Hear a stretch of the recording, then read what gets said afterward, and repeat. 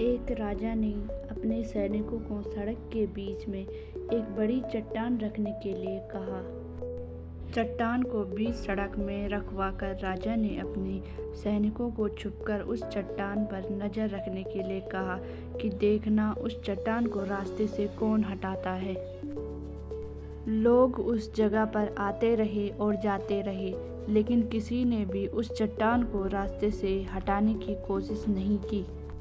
उस चट्टान के पास से लोगों के गुजरने वालों में राजा के कुछ करीबी लोग और शहर के बड़े व्यापारी भी शामिल थे, और उनमें से कुछ लोग तो राजा को ही कोसने लगते कि क्या राजा इस चट्टान को भी रास्ते से नहीं हटवा सकता।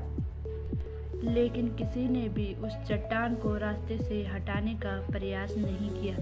ऐसा काफ़ी दिनों तक चलता रहा।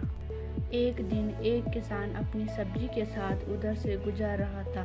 उसने चट्टान को रास्ते में पड़े देखा और सोचा कि सबको इस चट्टान की वजह से कितनी तकलीफ हो रही है।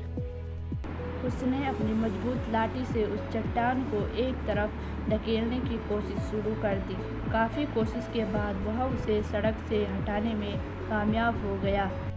चट्टान रास्ते से हटाने के बाद किसान अपनी सब्जी को उठाकर जाने ही वाला था कि अचानक उसकी नज़र एक पोटली पर गई, जो ठीक उसी जगह पड़ी थी जहां से उसने वह चट्टान हटाने थे।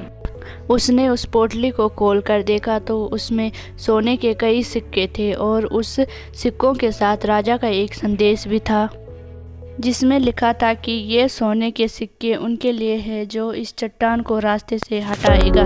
दोस्तों, बिल्कुल ठीक इसी तरह हम सबकी लाइफ में भी कई परेशानियां आती है। कुछ लोग उन परेशानियों से बचकर निकल जाते हैं और कुछ रास्ता बदल देते हैं, और चंद लोग ठान लेते हैं उन परेशानियों का हल निकाल लेने की, और ऐसे ही लोग मुश्किलों में संभावनाएं और संभावनाओं में छिपे अवसर खोज लेते हैं।